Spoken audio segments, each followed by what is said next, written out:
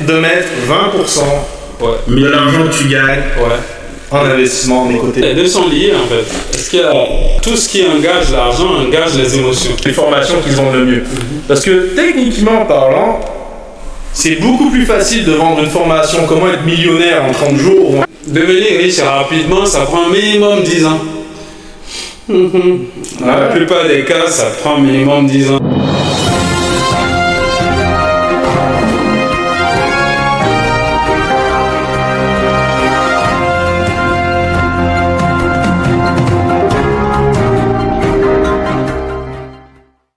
À propos de ce que tu fais, parce que c'est de l'éducation financière. Oui.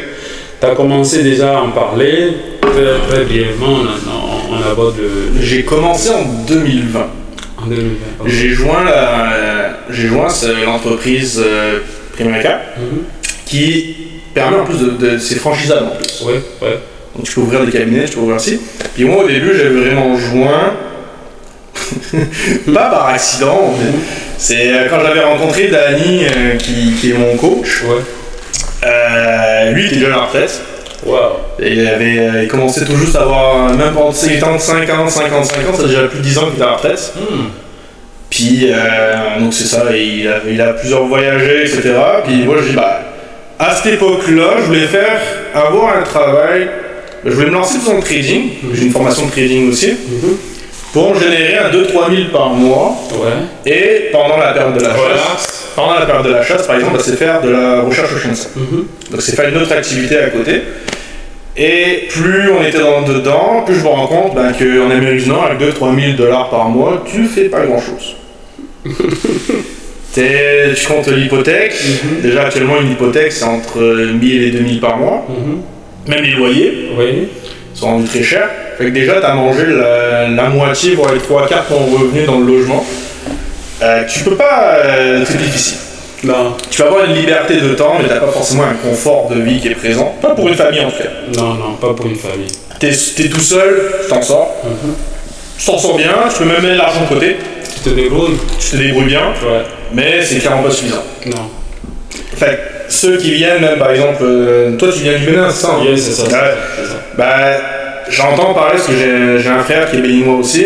Ils disent là-bas au pays, quand tu viens ici, si tu fais 2000, t'es riche. Oui, bon, est-ce qu'il faut dire riche?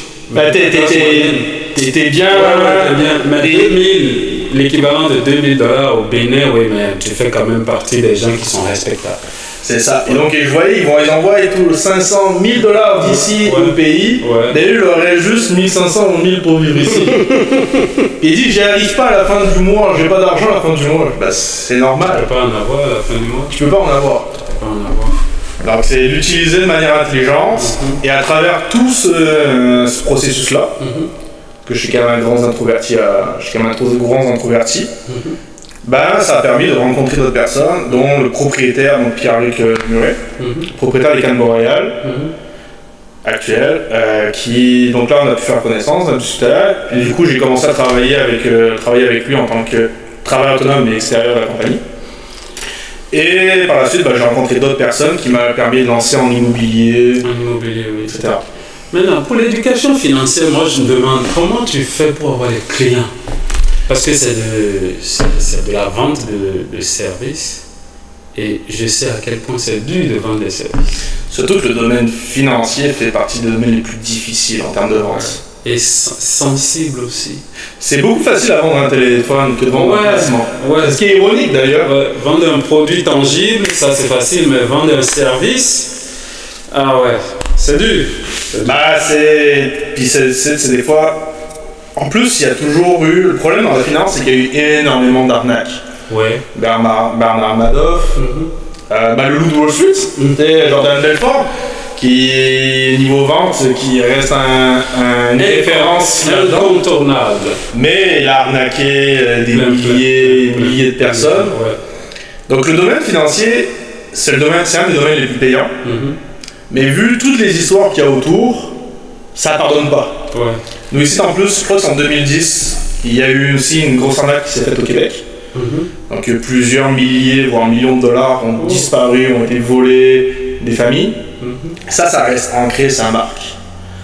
Donc quand tu es une compagnie extérieure, surtout nous on est en région, on n'est pas à Montréal, fait que c'est encore une autre dynamique de vie, une autre dynamique de pensée. Et que ça rajoute toujours des petits défis, mais c'est pour ça que moi ma vraie compétence, c'est de trouver les personnes. Ok. Là, on a discuté, je pense qu'on a même parlé avec Francis, lors de l'un de tes derniers podcasts à la baie, là, que savoir s'entourer est souvent plus important. Ouais, le relationnel. Le relationnel. Et ça, je pense que c'est quand même une de mes forces. Oui. C'est de trouver les opportunités. Parce que même en immobilier, bon, il y a eu un dossier qui était très intéressant. On parlait d'un dossier immobilier de 27 logements. Bon, c'est pas fait, mais je viens de trouver ça. Plus ou moins par accident. Et contacter 2 personnes, puis là-dessus, il dit si tu veux, je te donne le dossier de 27 logements. Ça s'est pas fait, mais ça a découlé. Ce dossier-là a fait naître d'autres choses derrière encore plus intéressantes que l'on va travailler dans les prochaines semaines pour grossir ça. C'est le plus intéressant. Donc c'est ça, c'est de rencontrer d'autres personnes, de développer, puis... Conclure une première vente, une deuxième, une troisième. Je veux surtout baser plus sur l'ouverture des bureaux. Ok. Donc là, c'est plus de trouver les personnes qui veulent se lancer en affaires. Ok. Parce que oui, c'est le fun de faire de la vente à la clientèle, mais à un moment donné, il faut gérer ta clientèle. Ouais. Et t'en as que tu peux facilement gérer, t'en as que ils t'appellent aux 2 jours, savoir... parce qu'ils écoutent les médias, puis les médias c'est jamais positif. Fait qu'ils sont tout le temps là aux 2 jours, il faut que je décaisse, là ça va pas bien. Fait que je fais plus vraiment la gestion émotionnelle que vraiment la gestion financière. Non mais les deux sont liés en fait. Parce que tout ce qui engage l'argent engage les émotions. Ah ça oui. Ouais. Et pourtant on dit que argent et émotion ne font pas bon ménage. Oui. Sauf si tu arrives à dominer tes émotions, comme ça tu vas maîtriser l'argent. Mais si tu ne maîtrises pas tes émotions, c'est dur. L'intelligence émotionnelle, c'est quelque chose de capital. Je ne sais pas si tu connais le livre La psychologie de l'argent. Non, je le connais, mais je ne l'ai pas lu.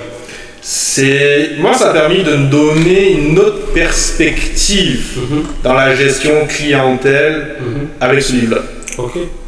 Parce que des personnes, déjà, il faut savoir, on n'a pas tous vécu dans le même contexte de vie. Oui. Et des fois, d'une génération à l'autre, les conditions économiques n'étaient pas les mêmes. Oui, c'est vrai.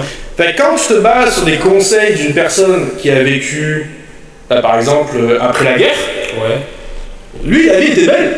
Il y avait de l'emploi, il y avait de l'argent en place, tu développes, puis ici, tu avais juste une maison à payer, tu n'avais pas de carte de crédit, tu n'avais rien. Avec un salaire, tu nourrissais ta famille. Non, je ne peux plus faire ça. Non. Puis quand une personne de cette génération-là donne un conseil à son fils ou à son petit-fils, tu devrais faire ci, tu devrais faire ça, c'est pas évident. C'est plus la même réalité. Non. C'est plus la même réalité, fait que le conseil peut être bon, mais faut creuser. Faut l'actualiser. Et l'un des conseils qui reste le plus unique au monde, l'homme le plus riche de Babylone, ça dit quoi? George Samuel Clarkson. C'est ça. C'est de mettre 20% de l'argent que tu gagnes en investissement des côtés de départ. Minimum 10%, mais à partir de 20-30%. 30%, ça commence à devenir intéressant. 20%, c'est ce qu'on appelle l'enrichissement. 10%, tu mets l'argent de côté, ça back up, mais alors, retraite ou autre, si tu comptes sur le gouvernement. Compter sur le gouvernement, c'est quelque chose, c'est difficulté. 15%, tu te dis que tu vas garder une certaine vie stable avec ta vie que tu as là actuellement. 20%, 30%, à partir de 20%, ça commence à devenir intéressant. Tu commences à vraiment être dans le signe en avant-gouverneur. Mais le temps est notre ami. Le temps est notre ami, puis on est dans une génération où on n'a plus le temps. Tu regarde les podcasts qui fonctionnent le mieux ou les formations qui se vendent le mieux. Parce que techniquement parlant, c'est beaucoup plus facile de vendre une formation comment être millionnaire en 30 jours ou en 90 jours que de dire à une personne, mets 20% de ton revenu de côté, puis tu seras millionnaire dans 30 ans. Devenir riche rapidement, ça prend minimum 10 ans. Dans la plupart des cas, ça prend minimum 10 ans. Puis les réseaux sociaux nous ont pas aidés pour ça. Mais les réseaux sociaux ne sont pas conçus pour nous aider en ce sens. Tu vois, les gens qui ont... Même moi, je me fais encore avoir. Des fois, je me dis, je suis rendu depuis ce mois-ci, je suis rendu à 30 ans. Tu vois certaines personnes sur le net, puis même des personnes que je connais, ils ont 20, 25 ans, puis ils font déjà 200, 300 000 par année. Oui. Toi, t'as 30 ans, tu fais comme... Ok, j'ai encore du chemin à faire, mais dans la norme normale, c'est que ceux qui ont le million, c'est ceux qui ont 50 ans. Ouais. Ceux qui ont réussi vraiment à popper ces 50, mais ça va avec le cycle humain. Ouais. C'est jusqu'à 20 ans, tu apprends de tes parents. Oui. De 20 à 30 ans, tu découvres la vie. Tu testes des choses. Des échecs, tu testes, tu vois, tu voyages, etc. Ouais. 30 à 40 ans, tu construis, tu bâtis. Ouais. 30 à 40 ans, normalement, tu as ta famille, tu sais, tu commences. Puis de 40 à 60 ans, tu es vraiment sur la transmission de tes connaissances. Et consolidation et transmission. Consolidation et transmission. Oui. Puis après 60 ans, bah là, c'est encore soit tu continues, soit tu transmets à tes petits-enfants. C'est du leadership. Donc, normalement, le cycle, si vous avez 30 ans et que vous n'êtes pas millionnaire, c'est normal. C'est normal. C'est la majorité ne sont jamais millionnaires dans leur vie. ouais, ça c'est vrai. C'est pas une malédiction, mais c'est la vérité. Ouais, mais il faut pas. En fait, millionnaire, c'est facile de l'être. Tu sais, là, nous, le bâtiment ici, il coûte 300 000. Bon, il y a eu la prix de la valeur, qui en est plus proche de 400 000. Mais t'en achètes 3, comme ça, t'es millionnaire. Ouais, 3, ouais. T'es millionnaire en capital. Oui, en capital, mais c'est pas le cash. Mais c'est pas le cash. Et pour beaucoup, millionnaire, c'est valeur entreprise. Oui. C'est valeur des actifs. Oui, des actifs. C'est pas le revenu qui rentre dans tes poches tous les mois. C'est même pas disponible dans le compte dans l'immédiat. Non, mais tu vois beaucoup des personnes, comment faire 5 à 10 000 par mois. 5 à 10 000 par mois, frais d'entreprise. Pas ce qui est dans tes poches. Non. Non, je vais faire 5 000 par mois. Non, c'est ton entreprise qui fait 5 000. Je ton 5 000. Individuellement. Pas toi individuellement. Mais les réseaux sociaux ne sont pas conçus pour aider. C'est du marketing. C'est ça. Comme on le disait tantôt, le développement personnel, ça veut tout dire, ça veut rien dire à la fois. C'est le marketing. Il y a tellement de marketing, tellement de choses qu'on met en avant. Et puis, il y en a qui se trompent et qui finissent déprimés parce qu'ils se disent « Ah ouais, mais je suis en retard, qu'est-ce que je dois faire? J'ai 30 ans, j'ai 40 ans, je n'ai pas encore bâti ma vie, mais même si tu as 40 ans et que tu ne gagnes pas encore 10 000 le mois, comment il s'appelle là, le fondateur de McDonald's? Je pense qu'il a des en fait, il y a les frères McDonald's qui, eux, avaient un petit restaurant. Ouais. Et Ray Kroc, qui lui vendait des machines pour faire des milkshakes. Il a été surpris qu'un restaurant lui commande 12 machines. Donc il a traversé les États-Unis au complet en voiture pour aller voir ce restaurant-là. Il a découvert le système, donc il a posé des questions, ils l'ont montré. Puis lui, il a déjà, dès qu'il voyait ça, il dit on peut le multiplier, le décupler. Oui. Donc il a commencé. Déjà, connais-tu le business model de McDonald's? C'est quoi l'immobilier? C'est l'immobilier. Ouais, c'est l'immobilier. Mais au début, il se basait sur les burgers. Ouais. C'est qu'après que ça a switché sur l'immobilier, puis là, ça a fait une croissance fulgurante, mais il a racheté l'entreprise en fait au frère McDonald's, puis il se l'est approprié. Ah ouais. Parce que Kroc, Ray Kroc, oui. c'est pas vendeur. Ray Kroc, oui, c'est ça. C'est pas vendeur. Par contre, McDonald's. Ouais. Donc il a racheté le nom de l'entreprise des frères McDonald's. Ouais, ok. C'est dans le développement, pas. Ok. Et eux, c'était petit, ils avaient essayé d'ouvrir une franchise déjà plus loin. Ça n'a pas fonctionné, fait qu'ils étaient restés dans leur coin. Il y a un très bon film, c'est Le Fondeur. Ok. Le fondateur, c'est le fondateur, qui retrace vraiment. C'est l'autobiographie de Ray Kroc et l'existence de McDonald's. Ok. Même, comment il s'appelle Henry Ford, il a démarré réellement à l'âge de 40 ans. Bon, avec plusieurs expériences auparavant, et puis je pense que c'est près de 70% d'expérience et un peu d'argent après 40 ans. Même le fondateur de KFC, c'est... KFC, le général... c'est après la soixantaine, non? Il était déjà allé à la retraite, je pense, un truc comme ça. Je pense même si loin même s'il n'est pas 70 ans. Voilà. Donc... Puis Warren Buffett, il a commencé à être vraiment fortuné à partir de 60 ans. Alors qu'il a commencé à investir à l'âge de 15 ans. Là où il a vraiment, tu vois, les intérêts qui ont vraiment explosé, c'est à partir de 60 ans. Je crois même qu'il a été millionnaire à partir de 50 ans, mais il a été milliardaire à 70 ans. Puis là, même là, il est presque, je sais pas plus de mémoire quel âge il a exactement, mais il fait partie des hommes les plus riches. Puis il continue.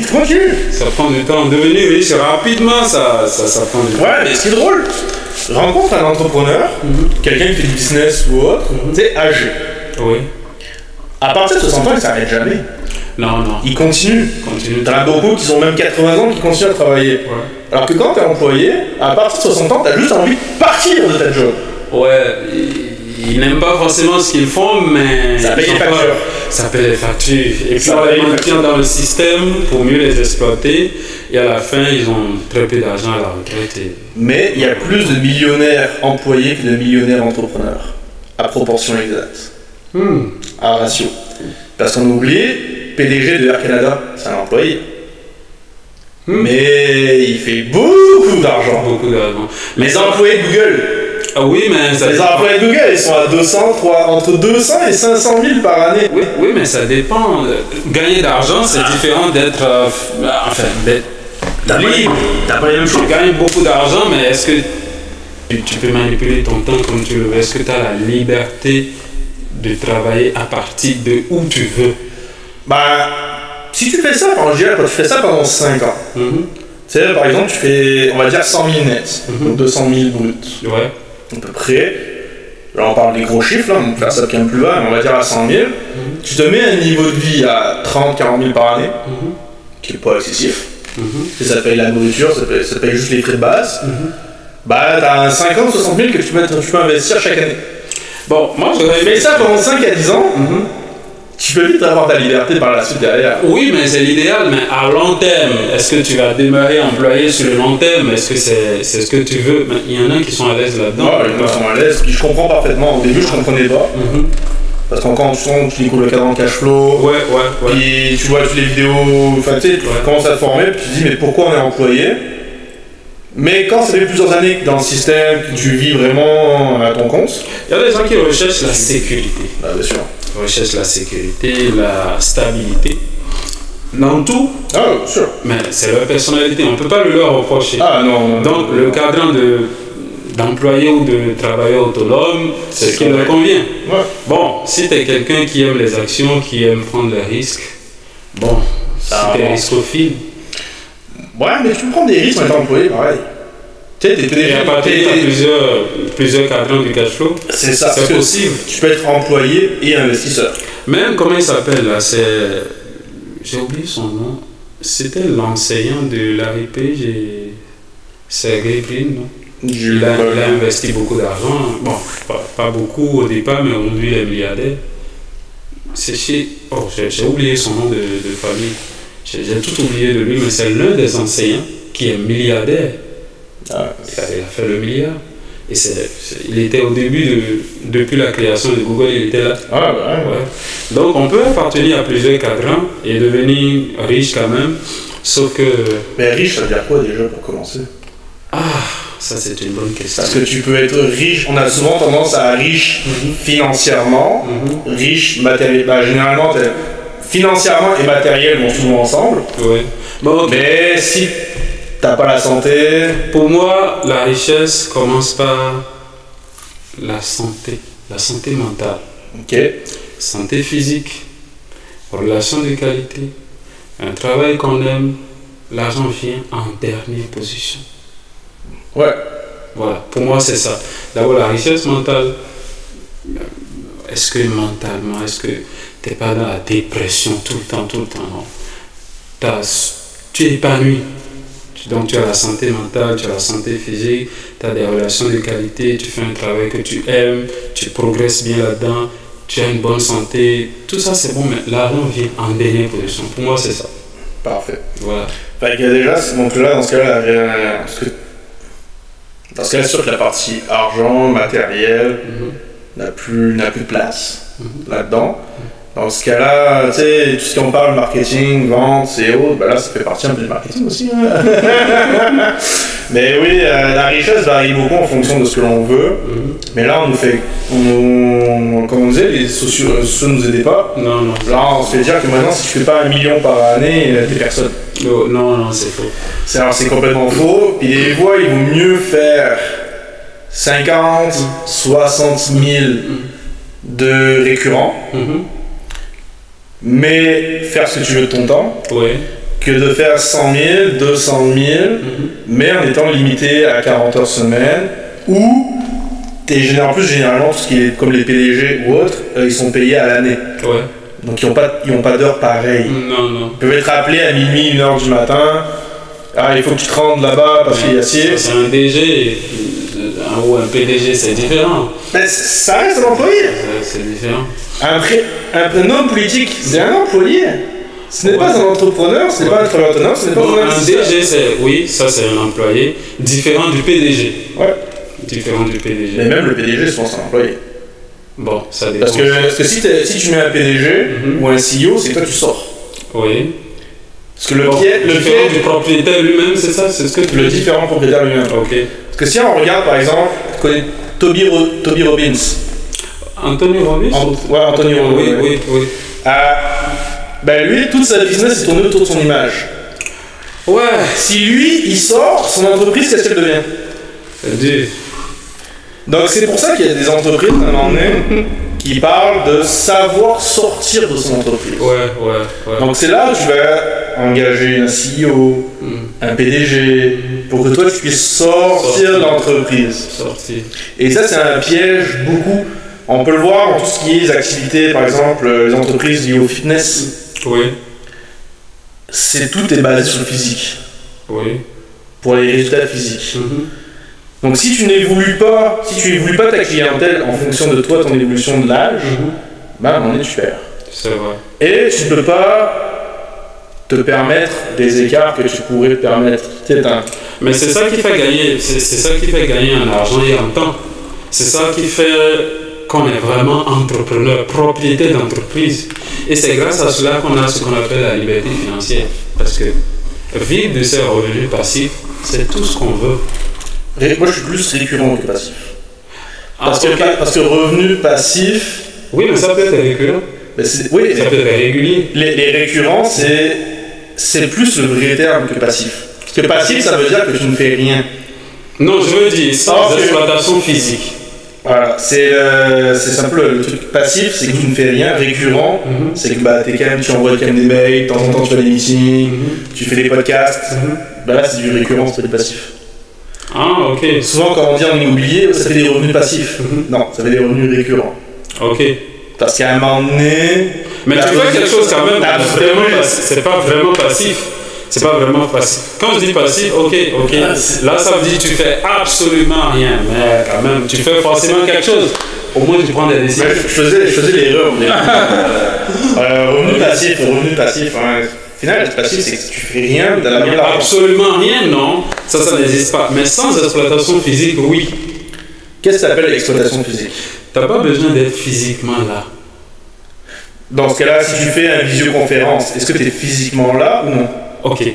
Non, mais pas physiquement pas forcément dans ton bureau, pas forcément dans le local de ton entreprise. Mais tu peux le faire à distance. Et tu n'as pas besoin d'être là tout le temps. Occasionnellement, oui, mais pas là tout le temps. C'est du récurrent. Le revenu ou la présence physique? Les deux, le revenu. Ah oui, le revenu peut être récurrent, mais ta présence physique pour faire le travail, elle n'est pas requise. Ah non, mais là tu as une entreprise qui roule déjà. Oui, le système est déjà installé, le système d'affaires fonctionne, mais tu n'es pas forcément... Moi, j'ai mon entreprise au Bénin, j'ai mon équipe au Bénin, mais à partir d'ici, je dis ce qu'il faut faire et ça se fait. Ouais, mais est-ce que tu vis complètement des revenus que tu génères? Non, pas entièrement. Pour l'instant, non. Mes revenus de l'entreprise ne couvrent pas tout à fait mes charges fixes, mais ça continue. Et c'est récurrent. C'est récurrent, mais ça va monter progressivement. Et c'est quand je serai financièrement indépendant que j'abandonne tout ce que je fais et je me consacre entièrement au business. Est-ce qu'à un moment tu vas vouloir faire un exit ou tu vas vouloir perdurer ça?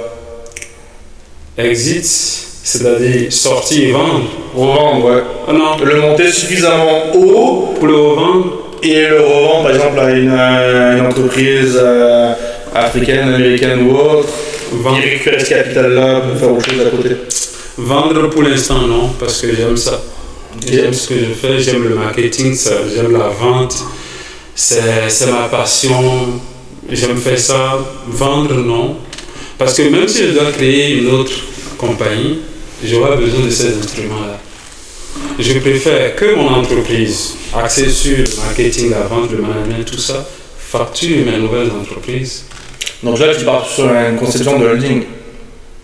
Ouais, bon, pas forcément. Mais si je crée quelque chose, par exemple, dans le domaine du numérique, et qui n'a rien à voir avec ce que je fais actuellement, marketing, Ouais, tout ça, je vais utiliser la première entreprise pour facturer la deuxième ou la seconde.